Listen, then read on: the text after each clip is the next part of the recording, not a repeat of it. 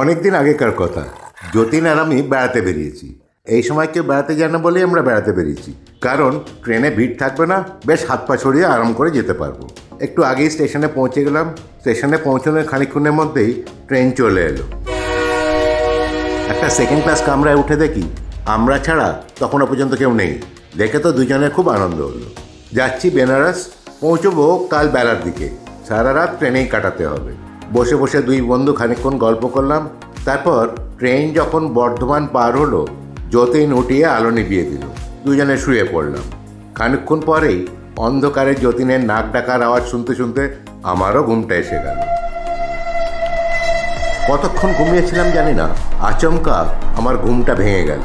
কে যেন আমার গা ধরে নাড়া দিচ্ছে। ধীরে ধীরে উঠে বসলাম। সঙ্গে সঙ্গে সামনের বেঞ্চ থেকে যতীনও যেন ধর্মার করে উঠে বসলো। আমি জিজ্ঞেস করলাম, যতীন, আমার ঘুম ভাঙালে কেন? যতীন বলল, আরে আমিও তো তোমাকে ঠিক সেই কথাটা জিজ্ঞেস করতে চাই। তার মানে তুমিও তো আমার গা ধরে নাড়া দিচ্ছিলে। আমি আশ্চর্য হয়ে বললাম, সে কি, আমি তো দিব্যি ঘুমিয়েছিলাম। ভাবলাম তুমি আমার গা নাড়া দিয়ে তুলে দিলে, হয়তো মজা করছো।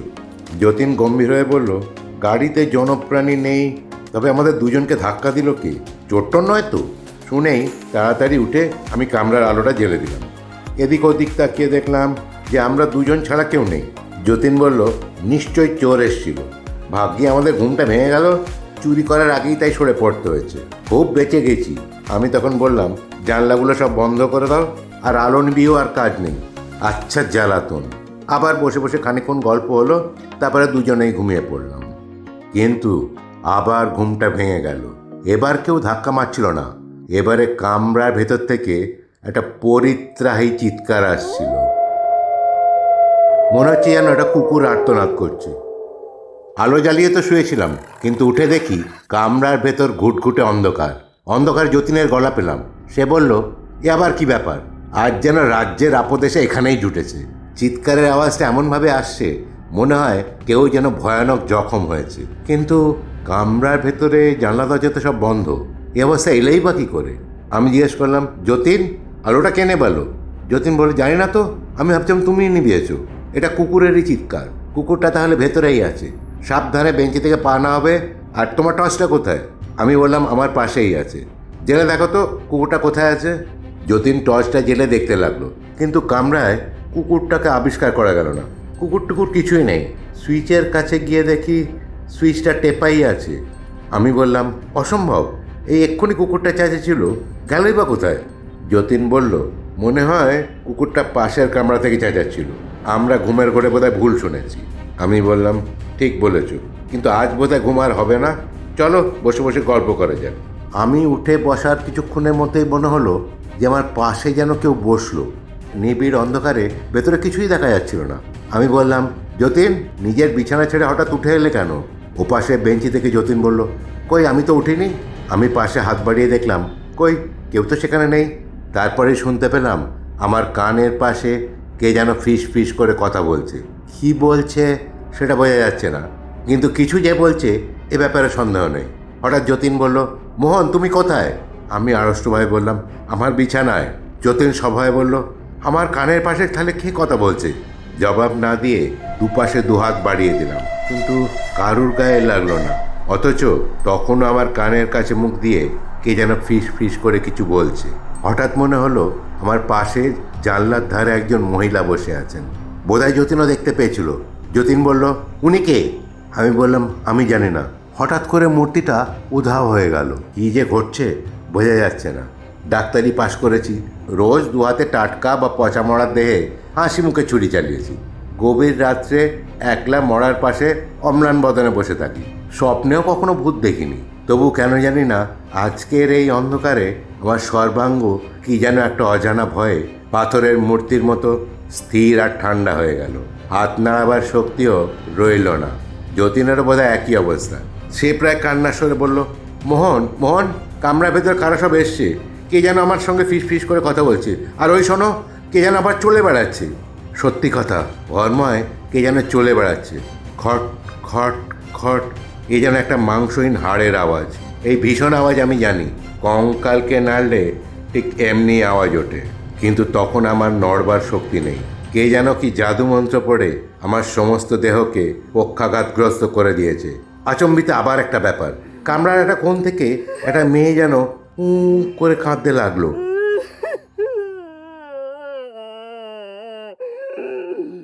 কানের কাছে সেই ফিস ফিস কথা, ঘরময় কঙ্কালের সেই চলাফেরার খটখটানি, এক কোণ থেকে মেয়ে গলার কান্না, গাঢ় অন্ধকারে ডুবে আড়ষ্টভাবে বসে বসে একসঙ্গে সব শুনতে লাগলাম।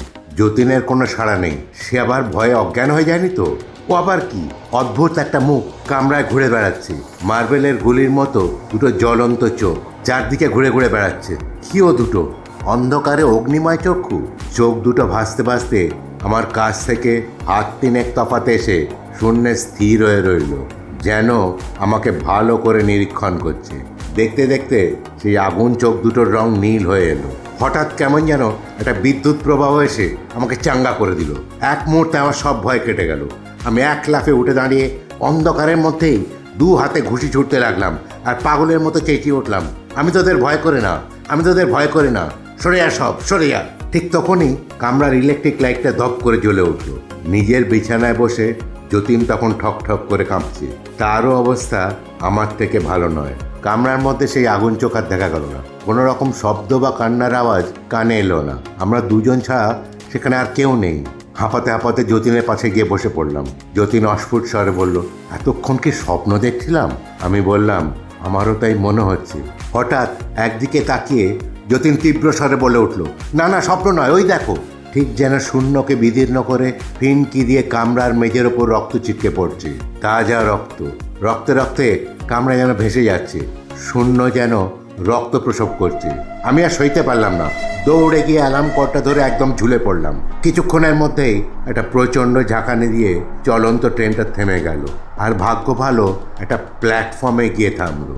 আমি আর যতীন এক লাফে ট্রেন থেকে বাইরে গিয়ে পড়লাম। গার্ড এসে জিজ্ঞেস করলো, তোমরা ট্রেন থামিয়েছো? আমি বললাম, হ্যাঁ। কেন? গাড়ির ভেতর আমাদের জীবন বিপন্ন হয়েছিল। আসল ব্যাপারটা কি তা আমি বলতে চাই না, কিন্তু কামরার ভেতরে যদি আমরা আর কিছুক্ষণ থাকতাম তাহলে নয় পাগল হয়ে যেতাম আর নাহলে মারা পড়তাম।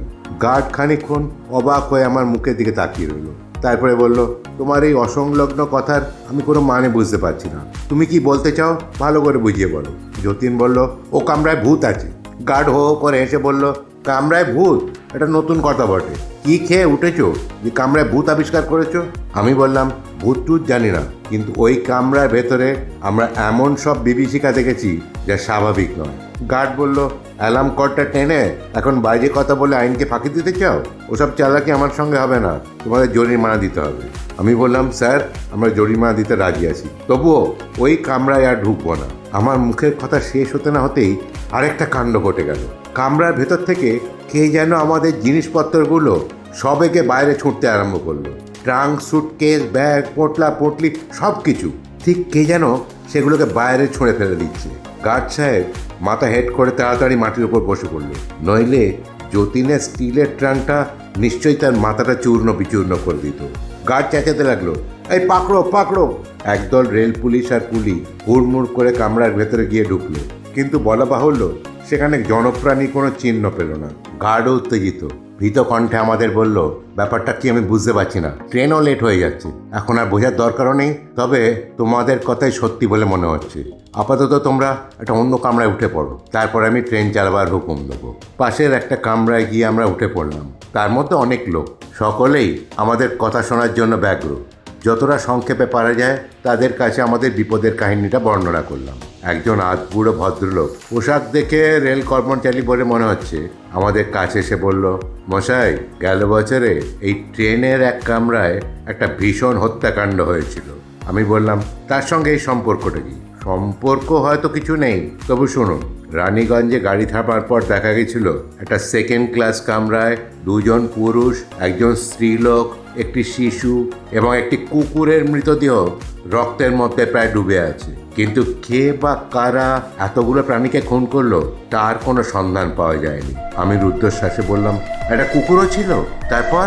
উনি বললেন, তার কিছুদিন পরেই ওই কামরায় 3 জন সাহেব হাওড়া থেকে আসছিল, কিন্তু রানীগঞ্জেই তারা গাড়ি থেকে নেমে পড়ে স্টেশন মাস্টারের কাছে গিয়ে অভিযোগ করে কামরার ভেতরে আলো নিভিয়ে কে বা কারা তাদের ভয়ানক ভয় দেখিয়েছে, কিন্তু অনেক খোঁজাখুঁজির পরেও যারা ভয় দেখিয়েছিল তাদের পাওয়া যায়নি। তারপর প্রায়ই ওরকম অভিযোগ হতে লাগলো। আর লক্ষ্য করার বিষয় হলো, অভিযোগটা হয়েছে প্রত্যেকবারই রানীগঞ্জ স্টেশনে। কেবল আপনারাই রানীগঞ্জ পার হতে পেরেছেন। আজ এই পর্যন্তই। পরের ভিডিওতে আবার দেখা হবে। ভালো থাকবেন, সুস্থ থাকবেন। আর যদি এই ভিডিওটা ভালো লেগে থাকে তাহলে প্লিজ লাইক, সাবস্ক্রাইব ও অন্যদের সঙ্গে শেয়ার করবেন। ধন্যবাদ।